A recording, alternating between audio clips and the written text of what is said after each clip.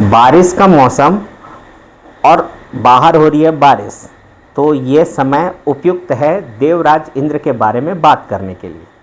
तो आज के इस वीडियो में मैंने देवराज इंद्र या इंद्र के बारे में जो जाना अपने ध्यान, चिंतन और मनन के द्वारा, वो आप लोग को शेयर करूँगा।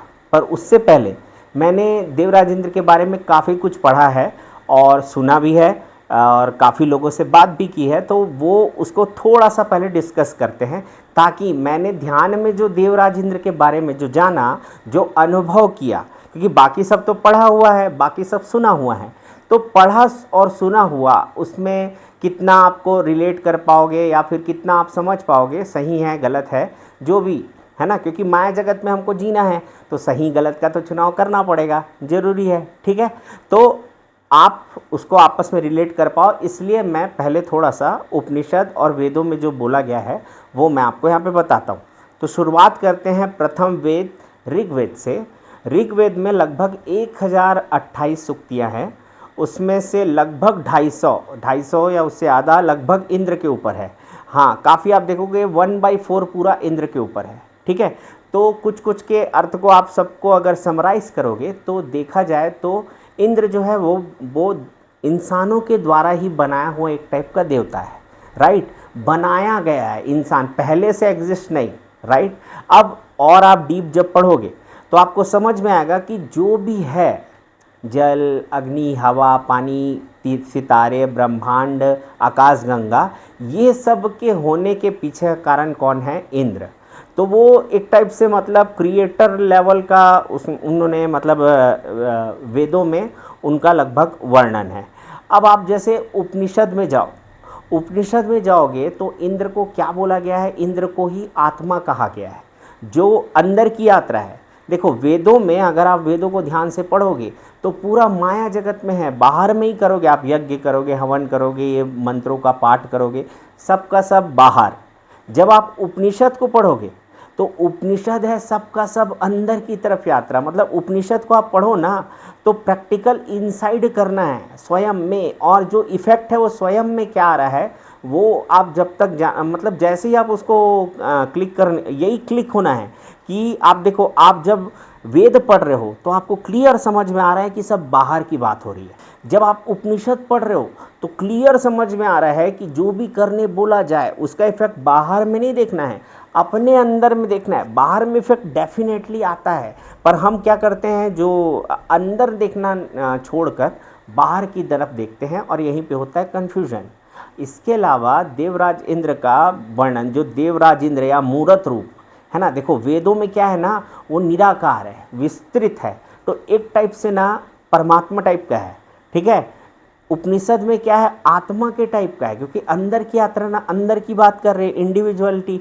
तो आप समझो वहाँ पे आत्मा का रोल है ना, जो आत्मज्ञानी होते हैं, आत्मा और परमात्मा सेम है, तो सही बात है। आप उपनिषद और वेद एक बाहर की तरफ की बात कर रहे हैं, और जो उपनिषद है वो अंदर की तरफ। अब पुराण, पुराण है दोनों का मिक्स, कि आप बाहर में जो कुछ घटनाएं हो रही है उसको देख के अंदर में क्या करना है, फिर बाहर में क्या होगा, ये सब का मिक्सिंग है और स्टोरी हो जाता है। देखो, जैसे टाइप की जनता होती है, जैसे टाइप के लोग होते हैं, तो वैसा टाइप का वार्तालाप होता है। विचारों का आदान प्रदान, भले जनरेशन टू जनरेशन विचार वही हो सकते हैं, पर वो विचारों को व्यक्त करने का तरीका जनरेशन टू जनरेशन बदलता जाएगा। और आप देखो, आप वेदों को लो, वेदों से फिर उपनिषद, फिर उपनिषद से पुराण, और आज का दिन, तो भाई कितना जनरेशन गैप हो चुका, तो आपको समझ नहीं आएगा कि रियल नॉलेज क्या है। तो आप सबसे पहले मानो कि सब कुछ रियल है, राइट, उसके बाद मानो कि सब कुछ अनरियल है, मतलब सारे वेद पुराण सत्य हैं। ठीक, उसके बाद मानो कि सारे वेद पुराण गलत है। आपको पॉइंट क्लिक हो जाएगा, आपको समझ में आ जाएगा कि जब वेदों को पढ़ूं तो किधर की बात हो रही है और क्या करना है, उपनिषद को पढ़ूं तो तब क्या, और पुराणों को पढ़ूं तब क्या। यही है विजडम, बुद्धिमत्ता। बुद्धिमत्ता कोई ऐसा कोई नॉलेज नहीं है, एक टाइप का फॉर्मूला है, फॉर्मूला भी नहीं है, एक टाइप का कहाँ से देखना है ये जानना है। तो इसी को क्या बोलते हैं, अंडरस्टैंडिंग। तभी तो जो आपके घर में दादाजी, क्योंकि अंडरस्टैंडिंग बहुत अच्छी होती है ना, ये नहीं कि कोई आके कंप्लेन किया आप सीधा सजा सुना दिए, है ना, ये क्या है, लड़कपन। ठीक है, अंडरस्टैंडिंग की कमी। पर जो अंडरस्टैंडिंग कमी ये नहीं है कि आपको तुरंत, अंडरस्टैंडिंग का मतलब ये नहीं है कि आपको तुरंत निर्णय लेना है। अरे निर्णय लेना ही नहीं है, वही है अंडरस्टैंडिंग, आप निर्णय मत लो, ठीक है। पर देखो, जब आप एक डायरेक्शन को प्रूफ कर चुके हो, वहां फेल हो गए, दोनों अपोजिट डायरेक्शन को प्रूफ करके फेल हो गए, ये दोनों डायरेक्शन जब आप ट्रैवल कर चुके होगे ना, तब जाके आप निर्णय न लेने वाले पोजीशन में रहोगे, और आप उसके बाद भी जो निर्णय लोगे वो सही होगा। ये बात बहुत गहरी है कि ऐसा भी हो सकता है कि एक ही दिन में आपको सारे अनुभव एकदम बात क्लिक हो जाए, और ऐसा होता है कि लंबा समय लगे, क्योंकि बात है जानने की। जानना क्या है कि भैया निर्णय मत लो, मात्र इतना जानना है। अब इसको अनुभव करने के लिए, प्रैक्टिस करने के लिए हो सकता है आपको 1 सेकंड में आ जाए कि भाई निर्णय नहीं लेना है बस। अब आप क्या करोगे, अब आप चुपचाप जो होता रहेगा वो देखते रहोगे, आपके पास सब्र नहीं रहता।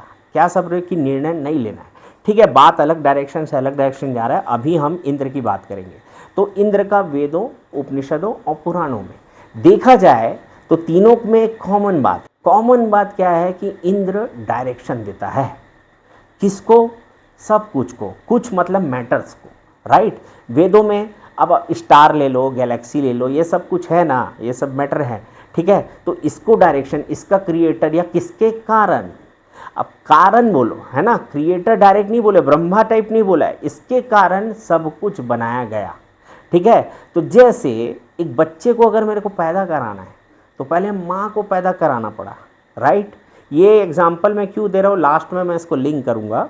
बच्चे को पैदा करना है तो माँ चाहिए, राइट। जैसे अभी आप पैदा हो ना, तो आप सोचो, मान लो भगवान को आपको पैदा कराना था, तो बताओ तो कितने सारे लोग को पैदा कराना पड़ा। स्पेशली आपके में जो गुण हैं, आपके में जो कला है, प्रतिभा है, सबके में है, डेफिनेटली है, और वो लोग कहीं ना कहीं अपना रोल निभा जाते हैं, है ना। ऑडियंस भी एक कला है भैया, एक रोल है, वो भी चाहिए ही चाहिए। अब बस उद्देश्य, तो भगवान का उद्देश्य कंप्लीट होता है, ठीक है।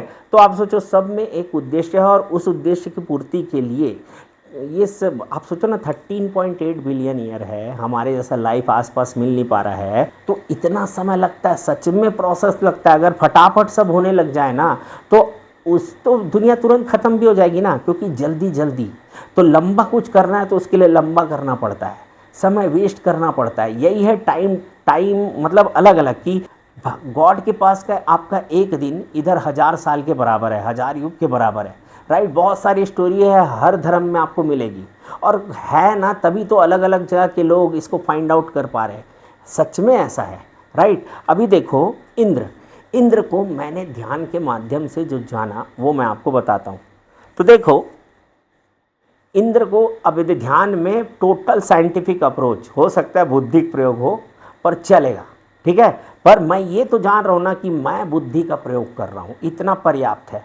अभी देखो कि इंद्र देवताओं के राजा है, राइट। तो देवता कौन कौन है? देवता है जल देव, ठीक है, पानी, वरुण देव, इसी को जल देव बोलते हैं, ठीक है। अभी है आपका अग्निदेव, आग, सूर्य देव, राइट, और पवन देव, हवा। ऐसे ऐसे अलग बहुत सारे देव हैं। पर अगर आप गहराई से देखो, हर देव को आप जानते हो ऑलरेडी। जैसे पवन देव, हवा जानते हो, है ना, धरती एक माता है, जानते हो, राइट। सूर्य देव, सूर्य को भी जानते हो आप, सन, राइट।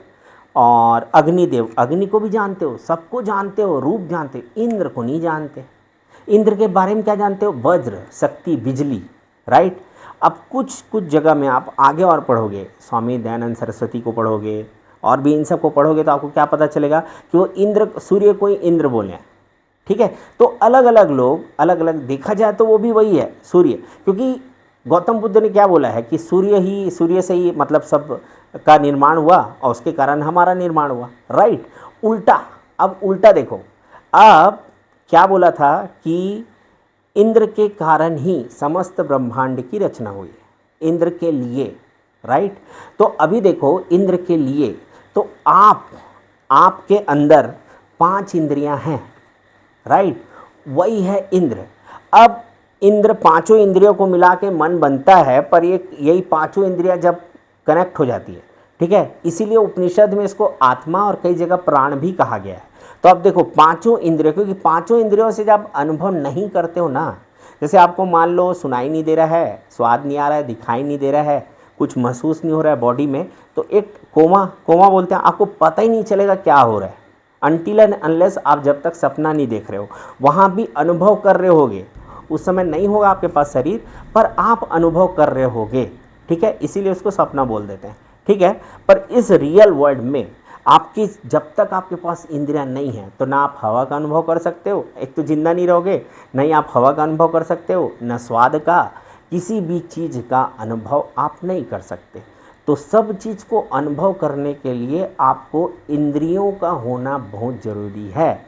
और 5 ज्ञानेंद्रिय होती है, एक अनुभव करने के लिए, दूसरा होता है व्यक्त करने के लिए, उसके लिए 5 कर्म इंद्रिय होती है। ये दोनों को मिला के 10 इंद्रियां, वैसे 11 रुद्र भी कहा जाता है इनको, पर यहाँ पे जो ध्यान और बोलना चाहिए तर्क के माध्यम से, चिंतन मनन के माध्यम से मैंने जो जाना, तो वही है कि जो इंद्र है ना आप ही हो, इसलिए इंद्र एक पद है आपके अंदर। अगर आप ये पांचों इंद्रियों को कंट्रोल कर लेते हो तो आपके आसपास की चीज़ें आपके मतलब एक टाइप का आपको इंद्र टाइप का आपको फीलिंग कराएंगी या इंद्र टाइप का आपके लिए सर्विस देंगी। इसीलिए जो भी साधु महात्मा है ना, आज के डेट में तो काफ़ी लोग फेमस हैं, और पहले भी उनके सामने ऐसे नोटों की गड्डियाँ पड़ी रहती हैं, उनके पास हर तरह का सुख, कार ओशो के पास 100 रोल्स रॉयस कारें थी, प्रेमानंद जी के आगे पीछे इतने लोग घूमते हैं, बागेश्वर भाग कोई भी है ना, आप समझो इंद्रियों पर कोई ना कोई तो विजय प्राप्त किए ना,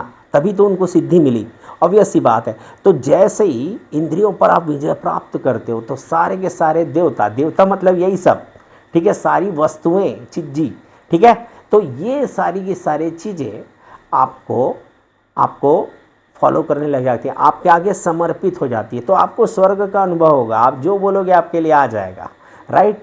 पर इसीलिए पुराणों में जैसे ही आप इंद्रियों पर विजय प्राप्त कर लेते हो ना, तो आप फोकस्ड हो जाते हो, तो उससे क्या होगा, आप कला पे पारंगत हो जाके महारत हासिल कर लोगे।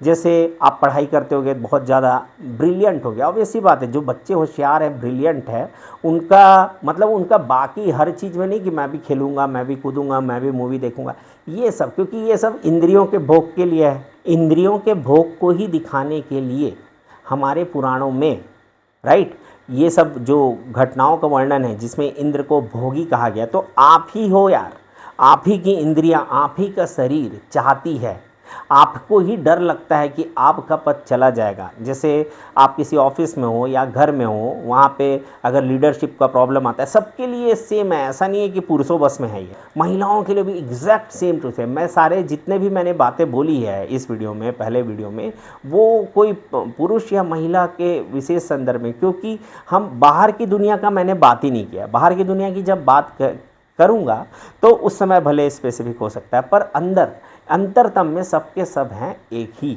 राइट। और अब मानो या ना मानो, चाहे वो घोड़ा, बंदर, बिजली, सूर्य, पृथ्वी, सब के सब अंदर से एक ही हैं, ठीक है, पूर्ण चेतना परमात्मा, राइट। अभी आप देखो तो आप जब भी, अब इसका फ़ायदा क्या, तो जब भी आप इंद्र के बारे में कोई भी घटना सुनो, कुछ भी पढ़ो, कुछ भी जानो, तो आपको एक फॉर्मूला यूज़ करना है। क्या फॉर्मूला, कि सेम को, जैसे होता है ना कि हमको स्टोरी देखते हैं, हाँ यार मेरे साथ भी ऐसी घटित हुआ था, ऐसा ही हुआ था, एक ये टाइप का मैच कराना हो गया। एक क्या मैच कराना हो गया कि जैसे खासकर फियर के टाइम पे हम लोग अच्छा मैच कराते हैं, कैसे, अरे यार आज ना मेरा कोई भी काम ठीक से नहीं हुआ है, तो पक्का मेरा रिजल्ट गलत आया था, हालांकि कोई रिलेशन नहीं है सबका, फिर भी रिलेशन है, क्योंकि आप भैया भगवान हो ना, मानोगे तो होगा ही। इसीलिए कोई भी गलत चीज़ को आप मत ही मानो। मैं ऐसा नहीं बोल रहा हूँ कि उसका उल्टा सोचो, नहीं, जब भी गलत चीज़ आए सांस में ध्यान देना चालू कर दो यार, टॉपिक चेंज हो जाएगा अपने आप, तुरंत सांस में ध्यान देना चालू कर दो। निगेटिव बात, ठीक है, पॉजिटिव आ रहा है तो कर सकते हो, पर निगेटिव में और विशेष ख्याल रखो। और एक चीज़ याद रखना, अपने बारे में निगेटिव सोच लेना भैया, है ना, दूसरे के बाद, क्योंकि इसका प्रयोग किए, एक टाइप की विद्या ही है, आप इसका प्रयोग किए तो भाई बाद में आपको भरपाई, एक भी बार करो भरपाई करना पड़ेगा। मैं जगह तो बैलेंस है ना, आप ही स्टार्ट किए हो, आप ही चालू किए हो, तो आपको तो झेलना पड़ेगा, राइट। तो आप जब भी कोई भी कहानी घटना पढ़ो तो उसमें इंद्र को, स्वयं को इंद्र मानकर अपनी इंद्रियों के अधिभूत होकर किया जाने वाले कर्म, इसीलिए इंद्र क्या करते थे, वो अप्सरा भेजते थे। ठीक है, अप्सरा भेज के क्या करते थे, तो अप्सरा भेजना मतलब वो उनको, इंद्र को पता है, कमजोरी पता है ना, शरीर की कमजोरी है। ठीक है, तो इसीलिए अप्सरा भेजते थे इंद्र। तो इसको रिलेट करने की कोशिश करना, समझने की कोशिश करना। जो भी आपके हाथ में, पढ़ो, स्वयं को जानने के लिए, बुद्धिमत्ता को जानने के लिए आपको मेहनत करना पड़ेगा। या तो मेहनत करना पड़ोगे या तो बिल्कुल कुछ नहीं, मैं ऑलरेडी जानता हूँ, बस इसी में रहना पड़ेगा और निर्णय नहीं लेना पड़ेगा। ओके फ्रेंड्स, इतना ही, बाय।